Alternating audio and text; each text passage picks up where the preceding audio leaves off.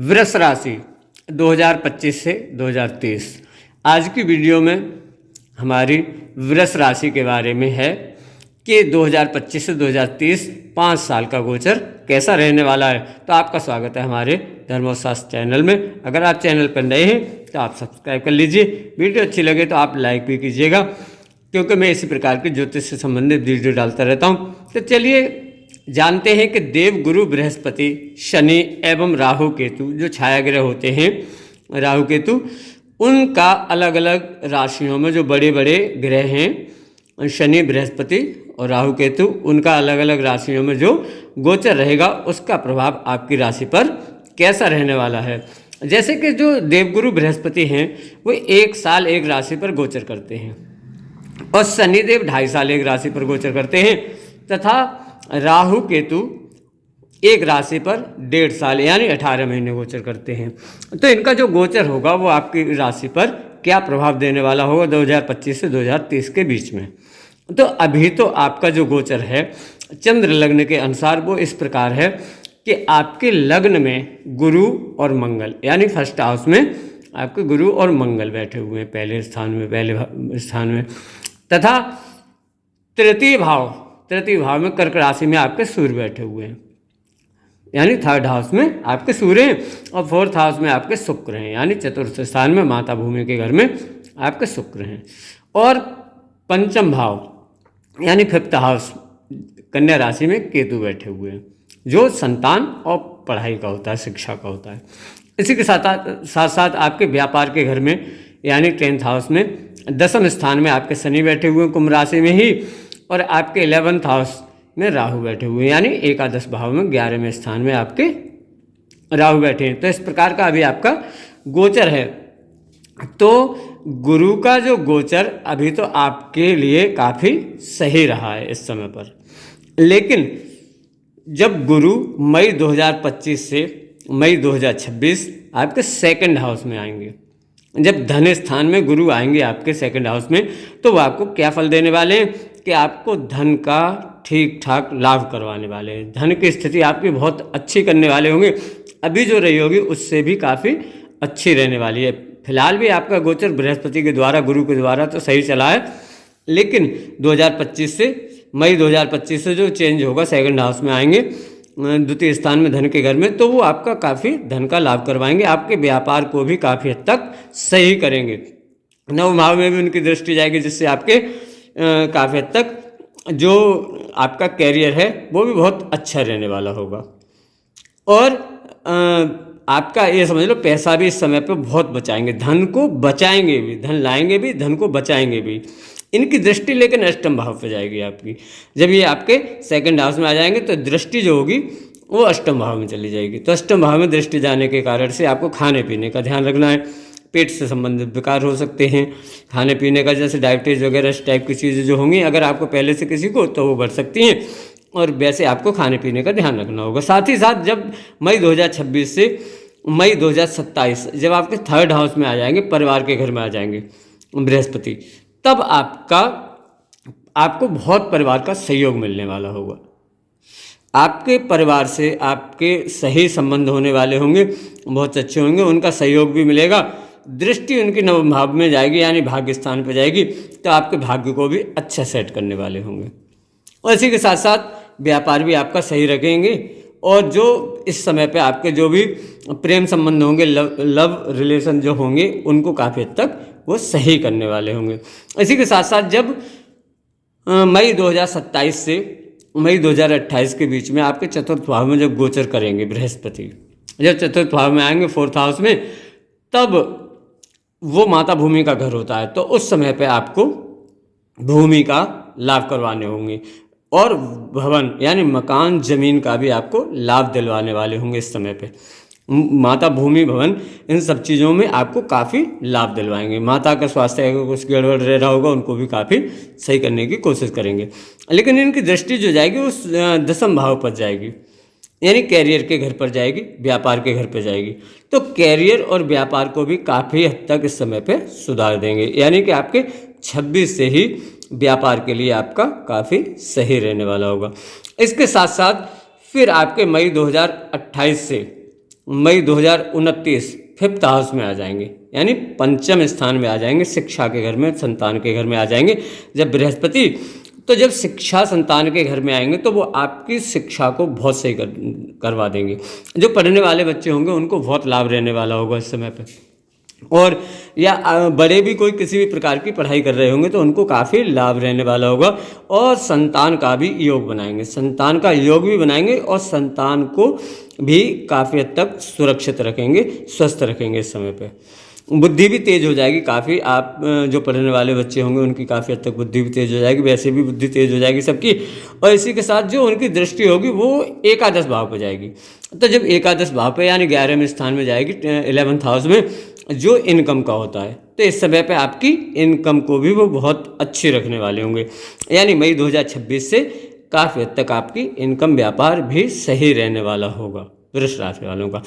और जब वो 2029 से आपके 6th हाउस में आ जाएंगे, यानी 6ठे भाव में आ जाएंगे, तो जब 6ठे भाव में आएंगे, 6th हाउस में आएंगे, तो उस समय पे आपको मानसिक तनाव दे सकते हैं। 6ठे भाव में आने पर शत्रु के घर में आ जाएंगे तो वो आपको मानसिक तनाव देंगे, और उनकी दृष्टि सीधी द्वादश भाव में जाएगी, यानी 12th हाउस में जाएगी। तो इससे क्या होगा कि आपको द्वादश भाव में जब जाएगी तो आपका खर्चा, व्यर्थ का खर्चा होगा, मतलब इस समय पर खर्चा हो सकता है। या तो यही है कि जैसे आप ज़मीन या प्लाट या वाहन का किसी का प्लान बनाएंगे तो उसमें भी हो सकता है, लेकिन इस समय पर आपका खर्चा रहेगा ज़रूर। और आपके शत्रुओं को काफ़ी सक्रिय कर देंगे, शत्रुओं को भी बढ़ा सकते हैं, उनसे आपको मानसिक तनाव मिल सकते होते हैं। इसी के साथ हम शनि के गोचर पर दृष्टि डालते हैं। तो अभी आपके 10th हाउस में 10वें स्थान में, यानी आपके व्यापार के घर में शनि महाराज अपनी ही कुंभ राशि में गोचर कर रहे हैं। लेकिन 29 मार्च 2025 से आपके वो एकादश भाव में आ जाएंगे, 11th हाउस में आ जाएंगे, 11वें घर में आ जाएंगे। तो जब मार्च 2025 से फरवरी 2028 के बीच में जब वो 11th हाउस में रहेंगे, आपके एकादश भाव में रहेंगे, तो इस समय पे आपका क्या रहने वाला होगा कि शनि महाराज जब आएंगे आपके 11th हाउस में, इस समय पे आपको इनकम को सही कर देंगे। जहाँ तक पंचम स्थान पर इनकी दृष्टि भी जाने वाली होगी तो थोड़ा सा आपको मानसिक तनाव तो दे सकते हैं, लेकिन इस समय पे आपकी इनकम को सही करने वाले होंगे। जब एकादश भाव में होंगे तब आपको अचानक से लाभ भी दिलवाएंगे, और ऐसा लाभ दिलवाएंगे जैसे किसी के साथ मिलके भी आपका लाभ हो सकता है, और व्यापार में भी आपको लाभ देने वाले होंगे काफ़ी हद तक। और 2028 से जब वो शनि आपके द्वादश भाव में आएंगे, 12वें स्थान में आ जाएंगे, यानी 12th हाउस में, तो जब द्वादश भाव में आएंगे, खर्चे के घर में आएंगे, तब वो आपका आपको थोड़ा सा संभाल के रहना है, क्योंकि वो विदेशों तक आपकी यात्राएं करवा सकते हैं, आपकी लंबी लंबी यात्राएं करवाएंगे काफ़ी, और आपका फालतू का खर्चा भी इस समय पर भी करवाएंगे।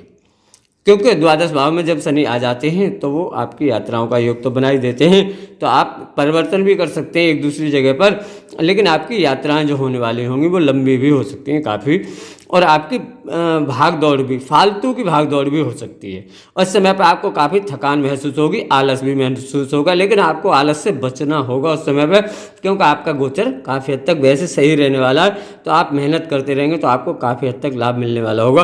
तो इस समय पर जो थकान या भाग दौड़ आपकी हो सकती है, दूसरों के कार्यों से भी आपका जाना आना कहीं पर हो सकता होता है। और इसी के साथ हम राहु की दृष्टि पर नज़र डालते हैं थोड़ा सा, कि राहु इस समय पर आपके राहु तो सही हैं, इनका भी अभी सही लगभग रह रहा है, क्योंकि आपके एकादश भाव में है, तो काफ़ी हद तक ये आपको फ़ायदा दे रहे हैं। अभी तो एकादश भाव में चल रहे हैं, तो लेकिन अब ये आपके राहु जो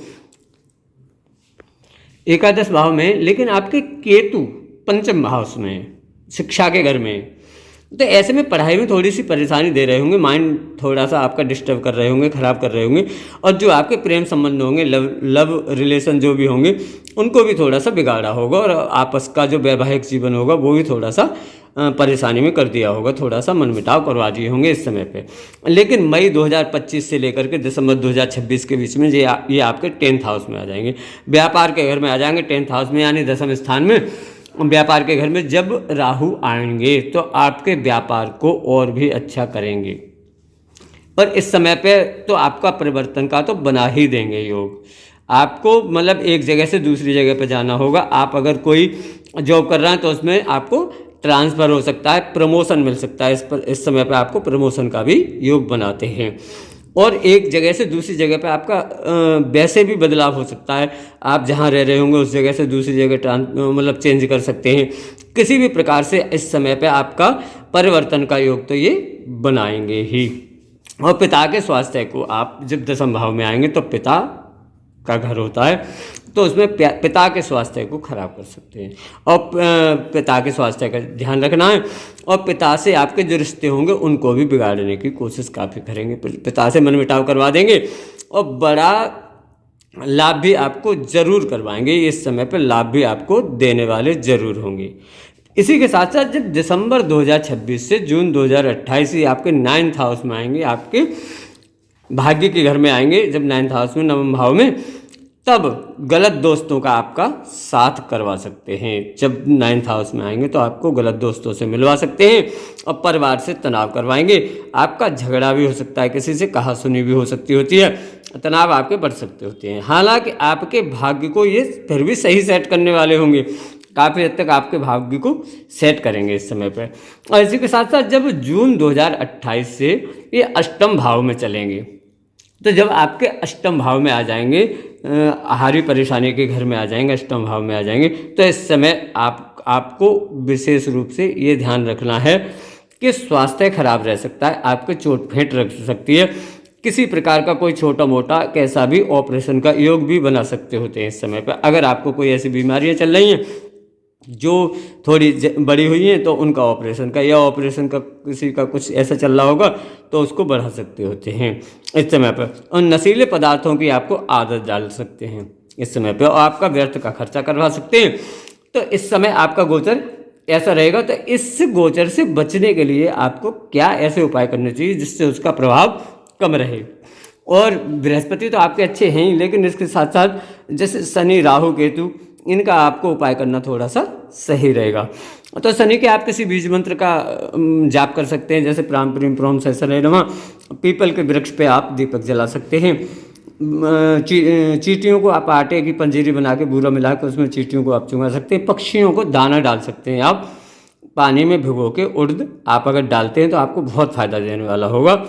और इसके साथ साथ आप अगर ये चाहते हैं कि और अच्छा हो तो आप गाय को चारा दे सकते हैं, हरा, बहुत ही आपको लाभ देने वाला होगा इस समय पे। तो मैं इसी प्रकार की ज्योतिष से संबंधित वीडियो डालता रहता हूँ। अगर आप चैनल पर नए हों तो आप सब्सक्राइब कर लीजिए, वीडियो अच्छी लगी हो तो आप लाइक कीजिएगा, अपने इष्ट मित्रों को भी शेयर कर दीजिए जिससे उन्हें भी सही जानकारी प्राप्त हो सके। इसी के साथ मैं वीडियो समाप्त करता हूँ। जय माता की।